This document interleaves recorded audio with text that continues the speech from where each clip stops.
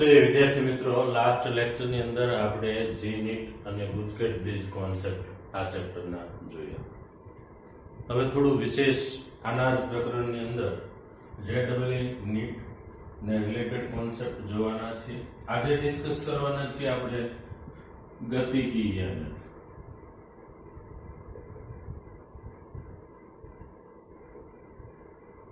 કોઈ બંધ પરિપથ હોય એની સાથે સંકળાયેલું ફ્લક્સ અથવા ગૂંચળું હોય કે લંબચોરસ ફ્રેમ હોય કે જેમાં તમે યુ આકારનો વાહક લો ને એની ઉપર કોઈ સળિયો એની ભુજાઓને સ્પર્શીને સરકી શકે એવી વ્યવસ્થા ગોઠવેલી હોય અને સળિયાને ગતિ કરાવવાની એની સાથે સંકળાયેલું ફ્લક્સ બદલાતું હોય.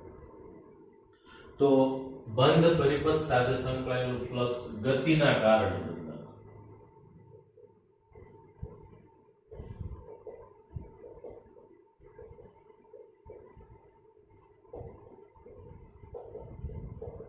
સંકળાયેલ ફ્લક્સ બદલાવાથી પ્રેરિત થતા ઈએમએફ ને આપણે ગતિકી ઈએમએફ કહીએ છીએ.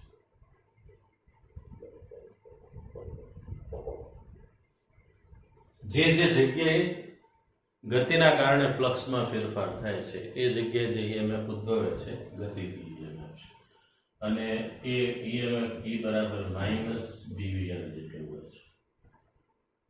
બી છે એ ચુંબકીય ક્ષેત્ર છે, વી છે વેગ છે અને એલ છે એ લંબાઈ છે. બરાબર. તો આ ત્રણ ભૌતિક રાશિઓ છે આ સૂત્રની અંદર આવે છે. પછી ઘણી વખત તમને પ્રેરિત પ્રવાહ પણ પૂછવામાં આવે તો પ્રેરિત પ્રવાહ પણ આપણે મેળવી શકીએ છીએ. I બરાબર E/R, જે વાહકમાંથી પસાર થાય છે વાહકનો અવરોધ, બરાબર છે, E/R અથવા BVL/R કહો તો પણ વાંધો નથી. તો આ રીતે પ્રેરિત પ્રવાહ પણ મેળવી શકાય છે અને એના પરથી આપણે ઘણી વખત વ્યય પામતો પાવર, જેને આપણે જૂલ ઉષ્મા ઉર્જા કહેશું, બરાબર, એટલે H જે લખો તો વાંધો નથી, જૂલ હીટિંગ એનર્જી. તો એ પાવર એટલે I²R છે અને ગતિ કરતા વાહક પર લાગતું બળ એટલે આ જે છે એ લેન્ઝ બળની વાત છે. તો F = ILB.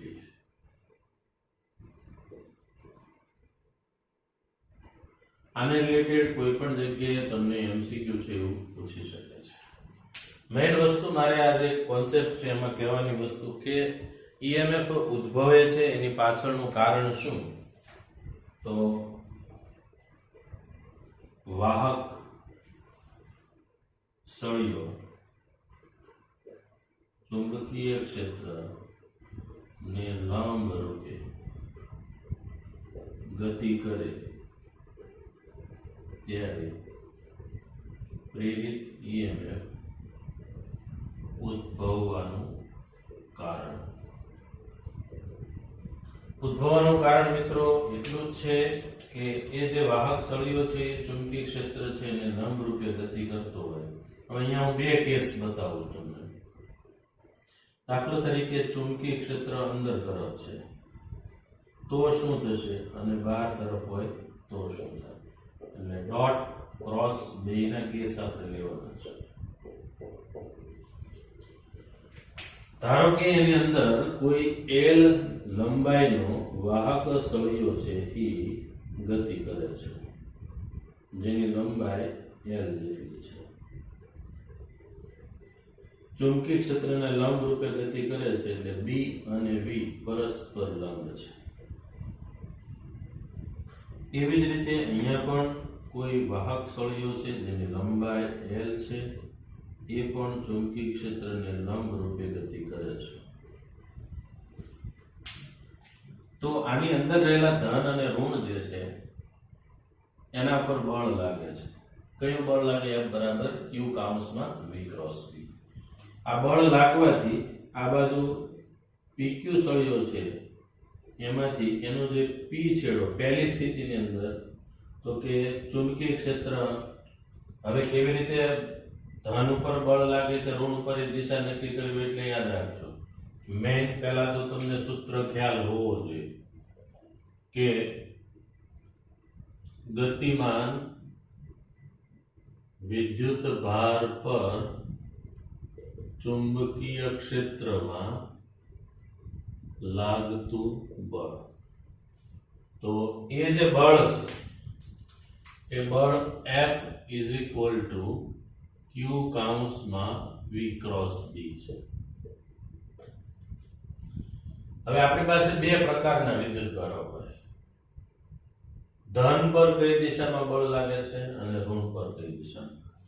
તો અહીંયા કેસ પ્રમાણે જોવા જઈએ તો સૌથી પહેલા તો બળની ડાયરેક્શન V ક્રોસ B ની દિશામાં છે, એટલે V અને B થી બનતા સમતલને લંબ. તો મિત્રો V ની ડાયરેક્શન આમ છે, B ની ડાયરેક્શન અંદર છે, એટલે બળની દિશા આ પ્રમાણે ઉપર તરફ આવશે. તો તમે જોઈ શકો છો કે આ જે મેં બતાવેલી છે એ વેગની દિશા છે, આ ચુંબકીય ક્ષેત્રની ડાયરેક્શન છે, અને આ V ક્રોસ B આપણે ક્રોસ ગુણાકાર છે એ ભણી ગયા છીએ. V ક્રોસ B કરીએ એટલે અંગૂઠો જે દિશામાં આવે છે એ બળની ડાયરેક્શન થાય. તો ધન ઉપર બળ ઉપર તરફ લાગવાનું છે એટલે ધન અહીંયા રહેશે, ઋણ ઉપર નીચે તરફ એટલે ઋણ નીચે આવી જશે. આ કેસની અંદર ઊંધું થશે, કારણ કે એમાં તમારે હાથ છે એ આ પ્રમાણે 3 આંગળીઓ B, ટચલી આંગળી વેગ અને અંગૂઠો બળ બતાવે છે. તો ધન ઉપર ઉપર તરફ બળ લાગે છે. ચુંબકીય ક્ષેત્ર બહાર તરફ હોય તો હાથ ઉલટાવી દેવાનો છે. વેગની દિશા એ છે, ચુંબકીય ક્ષેત્ર બહાર તરફ, તો ધન ઉપર બળ નીચે તરફ, એટલે અહીંયા છેડો ધન બને, આ છેડો ઋણ બને. તો અહીંયા B ની ડાયરેક્શન ચેન્જ થઈ તો પણ સળિયાનો જે છેડાઓ હતા ધન ઋણ એ બદલાઈ જાય છે. બરાબર? તો અહીંયા ત્રણ વસ્તુ, બળની ડાયરેક્શન, વેગની દિશા અને ચુંબકીય ક્ષેત્ર ત્રણેય પરસ્પર લંબ છે. તો આ બળ લાગવાના કારણે શું થાય છે કે સળિયાની અંદર રહેલો ધન વિદ્યુત ભાર છે ઉપર જ રહે છે અને ઋણ વિદ્યુત ભાર નીચે. અહીંયા શું થાય છે તો કે ધન બધો નીચે પડ્યો રહેશે અને ઋણ સ્થાનાંતરિત થઈ અને ઉપર જતો રહે છે. એટલે એક PD ઉદ્ભવ્યો છે. એવું પણ કહી શકો કે આ સળિયાનો P છેડો ધન બને અને Q ઋણ બને, તો એક બેટરી થઈ ગઈ. ઉપરનો છેડો પોઝિટિવ છે અને નીચેનો છેડો નેગેટિવ છે. આ બેટરી છે એના EMF આપણને ખ્યાલ જ છે, L લંબાઈનો સળિયો V જેટલી અચળ ઝડપથી ચુંબકીય ક્ષેત્રને લંબ રૂપે ગતિ કરે તો આટલું EMF છે એ પ્રેરિત થતું હોય. બરાબર? તો આ રીતે આપણે અહીંયા પણ બતાવી શકીએ. અહીંયા શું થશે? ઉપરનો છેડો ઋણ બને છે, નીચેનો છેડો ધન બને છે. અહીંયા પણ એક બેટરી EMF ઉદ્ભવે છે, એ પણ BVR જેટલું હશે. હવે ઘણી જગ્યાએ આ પ્રકારના ક્વેશ્ચનો છે એ તમને પૂછેલા હોય. જ્યારે કોઈ L લંબાઈની બાજુઓ ધરાવતી ચોરસ લૂપને V જેટલા વેગથી આકૃતિમાં દર્શાવ્યા મુજબ ગતિ કરાવવામાં આવે. આકૃતિમાં દર્શાવ્યા મુજબ ગતિ કરાવવામાં આવે એટલે સમજો, દાખલા તરીકે આ કોઈ એવો વિસ્તાર છે કે જેમાં ચુંબકીય ક્ષેત્ર છે એ અંદર તરફ છે.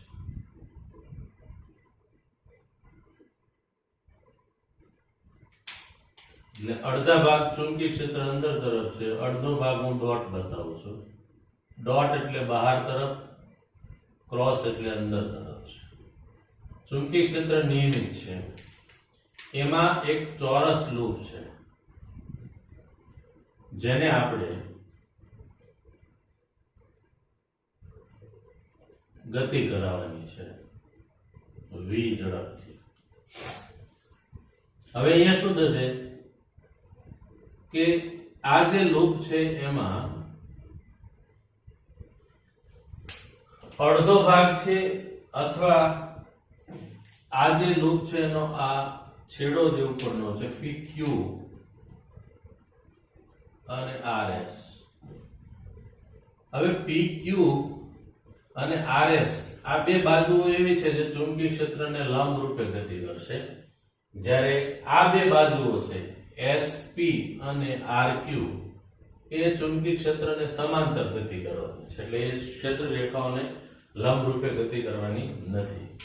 આવી સ્થિતિ હોય ત્યારે આને આપણે વાહક તાર સમજી લેવાનું છે, જે જોડવાનું કામ કરે છે બે સળિયાની. તો અહીંયા શું થશે, જેવું તમે લૂપને ખસેડશો એટલે આ જે સળિયો રહ્યો PQ, એ PQ ની અંદર રહેલા ધન અને ઋણ પર બળ લાગવાથી એનો Q છેડો આમ હાથ રાખી દો, આ વેગની દિશા છે, આ ચુંબકીય ક્ષેત્ર તમારી તરફ આવે છે અને અંગૂઠો બળની દિશા છે, એટલે આ ધન બની જશે, આ ઋણ બની જવાનું છે. ઓકે. હવે આ જે બાજુ છે ત્યાં ચુંબકીય ક્ષેત્ર છે એ અંદર તરફ છે, અહીંયા બહાર તરફ છે. અંદર છે એટલે હાથ પાછો આંગળીઓ અંદર, ટચલી આંગળી વેગની દિશા અને અંગૂઠો છે એ બળની દિશા, એટલે ઉપર ધન થશે, નીચે ઋણ થશે. હવે આપણે આને આકૃતિ સ્વરૂપે દોરીએ તો આ જે S R અને PQ સળિયો છે, હવે PQ છે એમાંથી PQ માં ઉપરનો છેડો ઋણ છે, નીચેનો છેડો ધન છે.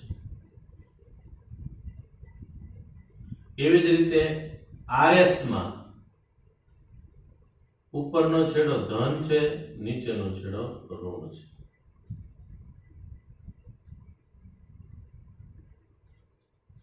તો બે બેટરી થઈ.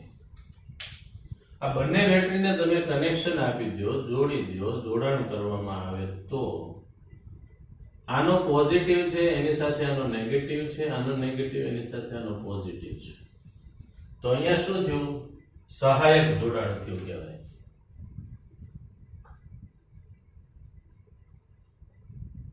કોનું સહાયક જોડાણ છે? તો મિત્રો PQ બેટરી, PQ અને RS બેટરીઓ સહાયક સ્થિતિમાં હોવાથી પ્રેરિત કુલ EMF સહાયકમાં હોય એટલે B નો સરવાળો થાય, પહેલા દ્વારા પણ BVL, બીજા દ્વારા પણ BVL, ટોટલ થશે -2BVL. લખો તોય ચાલે, અહીંયા મેં મૂલ્ય લખ્યું છે, તો આટલું EMF છે એ પ્રેરિત થાય. આની જગ્યાએ આ જે છે એ કેસ 1 છે, પહેલી સ્થિતિ હોય ત્યારે. કેસ 2 માં માની લો કે ચુંબકીય ક્ષેત્ર છે એ અંદર તરફ જ છે આખા વિભાગમાં.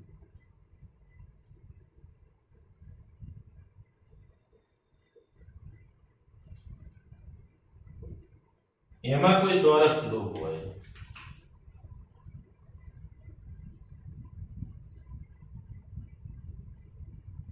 એને આપણે ગતિ કરાવીએ તો અહીંયા શું પરિસ્થિતિ થાય છે એ જોઈએ. અહીંયા PQ ચુંબકીય ક્ષેત્ર અંદર તરફ છે એટલે ઉપરનો છેડો ધન બની જવાનો છે, નીચેનો છેડો ઋણ બની જવાનો છે. આ છેડો પણ ધન બનશે, આ છેડો પણ ઋણ બનશે. એટલે પરિસ્થિતિ આ પ્રમાણે થશે. S અને R ની પહેલા વાત કરી દઈએ તો ઉપરનો છેડો એનો ધન છે, નીચેનો છેડો ઋણ છે. એવી જ રીતે PQ ની વાત કરીએ તો ઉપરનો છેડો ધન છે, નીચેનો છેડો ઋણ છે. હવે આનું કનેક્શન કરવામાં આવે, આને જોડી દેવામાં આવે તો ધન ધન સાથે જોડાયેલા છે, ઋણ ઋણ છે, અથવા એવું પણ કહી શકો કે આમાં પ્રવાહની દિશા છે એ બંનેની સામ સામે આવશે. તો અહીંયા આનો જે પ્રવાહ છે નાનો પ્રવાહ છે, એટલે આમ જોવા જઈએ તો PQ અને RS બેટરીઓ વિરોધક સ્થિતિમાં હોવાથી કુલ પ્રેરિત EMF શૂન્ય મળે. કુલ EMF જે આપણને મળવાનું છે એ કેટલું મળવાનું છે? શૂન્ય. બરાબર. પ્રેરિત પ્રવાહ પણ શૂન્ય મળે, આમાં પ્રવાહ બમણો મળે, આમાં અને પ્રેરિત પ્રવાહ પણ શૂન્ય મળે. તો આ ટાઈપના MCQ છે તમને પૂછતા હોય છે એ સમયે ખાસ તમારે જોવાનું કે ચુંબકીય ક્ષેત્ર છે એ આવી રીતે બે નથી ને અંદર ને બહાર તરફ. અહીંયા ઇન કેસ કદાચ બહાર તરફ આપ્યું હોત તો ફેર શું પડે? તો આ ધન ઉપર હતા એના જગ્યાએ નીચે આવે અને ઋણ ઉપર આવે. પણ આપણને વિરોધક સ્થિતિ જ મળે એટલે પ્રવાહ કેવો પ્રેરિત EMF છે 0 મળે આ કન્ડિશન. અને અહીંયા આપણને પ્રેરિત EMF છે કેટલું મળે છે? બમણું. તો આ સહાયક જોડાણ છે, આ વિરોધક જોડાણ છે. આ પ્રકારનો કોન્સેપ્ટ છે બેટરીનો શ્રેણી સમાંતર જોડાણ અને સહાયક વિરોધક જોડાણ છે એ ચેપ્ટર નંબર 3 ની અંદર તમારે વિશેષ ભણવાનું આવશે. તો આને નોટ કરી લેજો મિત્રો.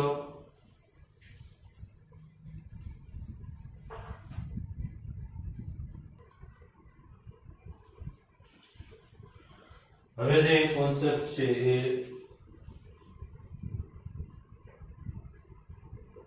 જ્યારે કોઈ આરાઓ વાળું રીલ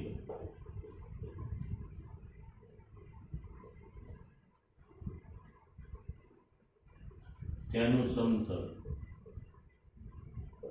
ચુંબકીય ક્ષેત્ર ને લંબ રહે તે રીતે ભ્રમણ કરાવવા તો પ્રેરિત EMF E બરાબર 1/2 d ઓમેગા r². આમાં ખાસ તમારે શું યાદ રાખવાનું છે કે ભાઈ જેટલા પણ આરાઓ છે એ દરેક આરાઓ છે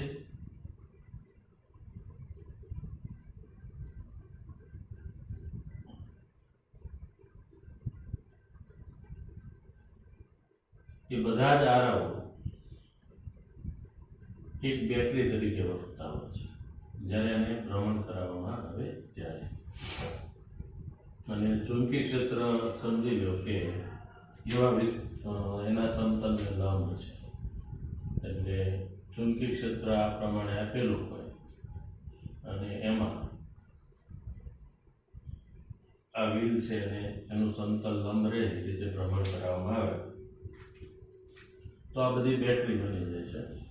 અને આ પ્રમાણે અંદરનો છેડો ધન બને છે, અહીંયા પણ અંદરનો છેડો ધન બને છે, અંદરનો છેડો ધન,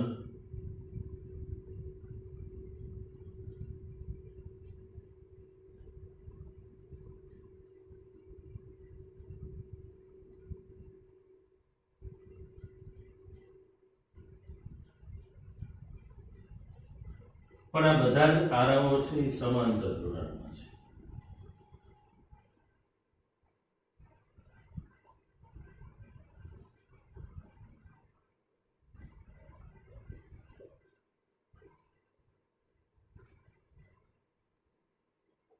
સમાંતર જોડાણમાં હોય એટલે દરેક આરો છે એને તમે બેટરી ગણી લો.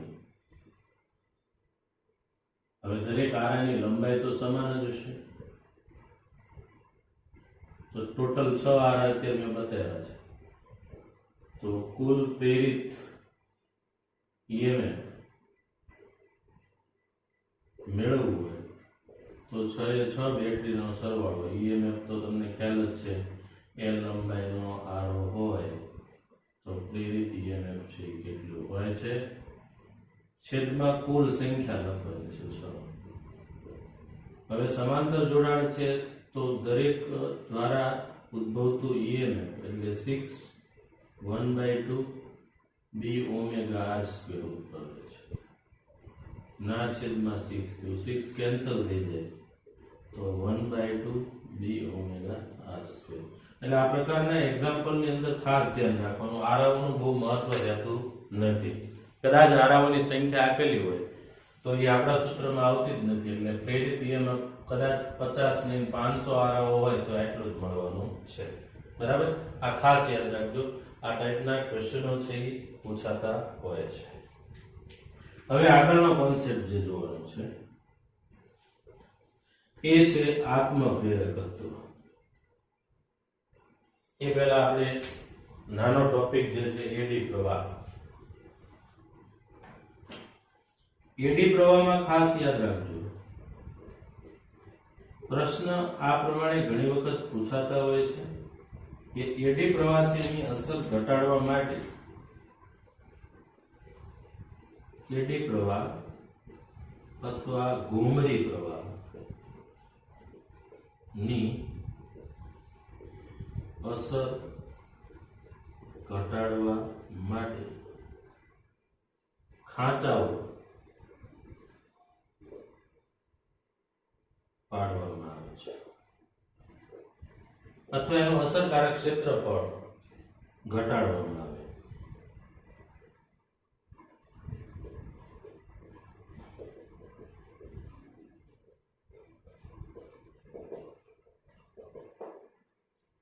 તો એડી પ્રવાહ છે એની અસર ઘટતી હોય છે. એડી પ્રવાહ છે એના ઉપયોગો મેં જણાવી દીધા છે. બધી જ જગ્યાએ એડી પ્રવાહ ફાયદાકારક નથી, અમુક જગ્યાએ નુકસાનકારક પણ છે. એટલે આ ખાસ એક યાદ રાખજો. ઘણી વખત તમને ઇલેક્ટ્રોમેગ્નેટિક ડેમ્પિંગ, વિદ્યુતીય અવમંદન એવું પૂછાય તો એવું કહેવા માંગે છે કે જ્યારે કોઈ પ્લેટ હોય એને તમે ચુંબકીય ક્ષેત્રને લંબ રૂપે એનું સમતલ રહે એવી રીતે તમે દોલન કરાવો તો એ ક્ષેત્ર રેખાઓને કાપે છે. એટલે અંદર જે એડી પ્રવાહ ઉદ્ભવે છે એ એડી પ્રવાહ એવી રીતે ઉત્પન્ન થાય છે લેન્ઝના નિયમ પ્રમાણે એની ગતિનો શું કરે, વિરોધ કરે. એટલે ધીમે ધીમે એ પ્લેટ છે એના દોલનો મંદ પડી જાય. આવા જે દોલનો છે એને ઇલેક્ટ્રોમેગ્નેટિક ડેમ્પિંગ કહેવામાં આવે છે, અવમંદિત દોલનો. જો આ દોલનો ચાલુ રાખવા હોય તો એ પ્લેટ છે એની અંદર ખાંચાઓ પાડી દઈએ આપણે તો અસરકારક ક્ષેત્રફળ વહેવા માટે એડી પ્રવાહને ઘટી જાય. એટલે લેન્ઝ બળ દ્વારા જે વિરોધ થાય છે એ પણ ઘટી જાય. એટલે દોલનો છે એ ચાલુ રહે છે. હવે જે ટોપિક છે એ છે આત્મપ્રેરકત્વ.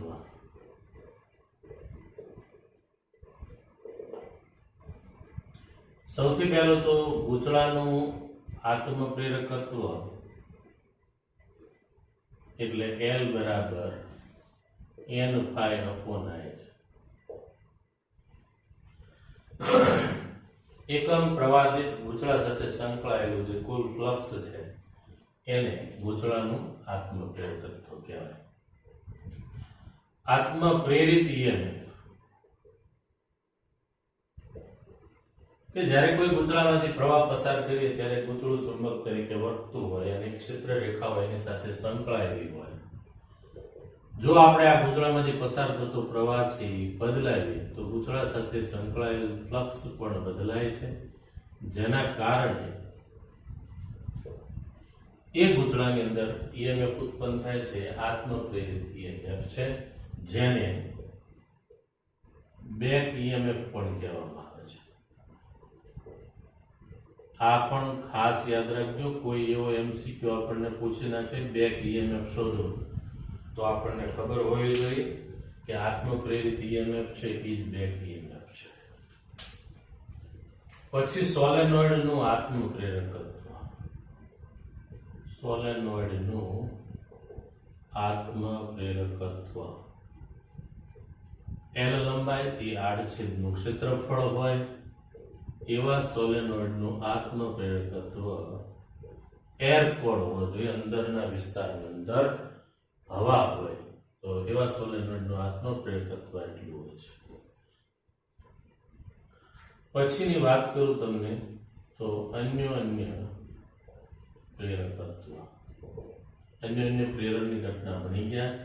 બે ગૂંચળાઓ સમકક્ષીય રાખવામાં આવે, એક ગૂંચળામાંથી પ્રવાહ પસાર કરીએ, બીજા સાથે ગેલ્વેનોમીટર જોડેલું હોય.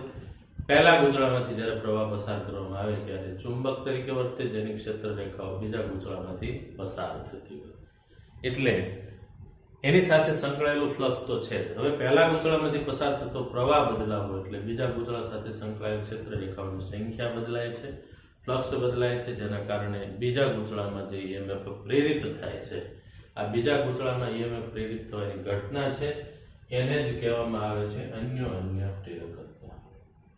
અન્યોન્ય પ્રેરકત્વ એટલે એમ એટલે ફ્લક્સ બીજા ગૂંચળાનું, પ્રવાહ પહેલા ગૂંચળાનો હોય તો આ M21 કહેવાય, અથવા M12 ફ્લક્સ પહેલા ગૂંચળાનું હોય તો પ્રવાહ બીજા ગૂંચળાનો હશે. M12 કે M21 આ બંને સરખા જ મળે, જેને આપણે નામ આપ્યું હતું રેસિપ્રોસિટી થિયરમ.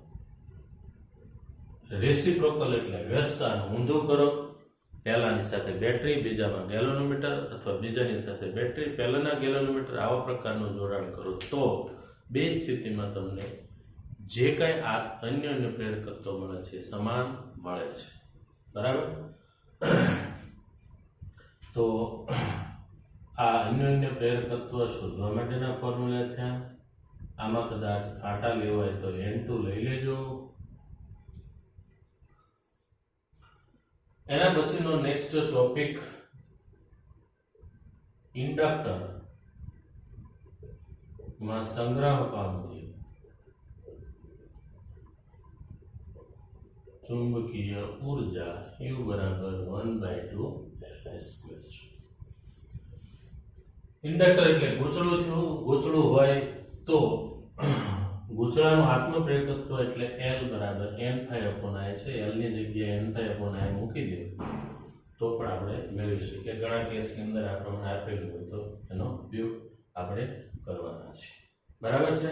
તો આ વાત થઈ ગઈ આત્મ પ્રેરકત્વ અને અન્યોન્ય પ્રેરકત્વની. બરાબર? હવે એના પછીનો જે ટોપિક છે કે જેમાં સોલેનોઇડ ની અંદર સંગ્રહ પામતી ચુંબકીય ઉર્જા સોલેનોઇડમાં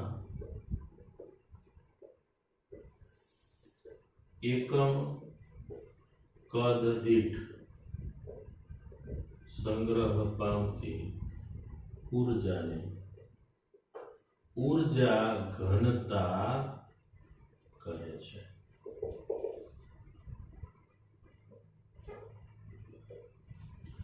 ઉર્જા ઘનતા એટલે ચુંબકીય ક્ષેત્ર માટે ρb છે. ρb એટલે 1/2 b²/μ0 છે.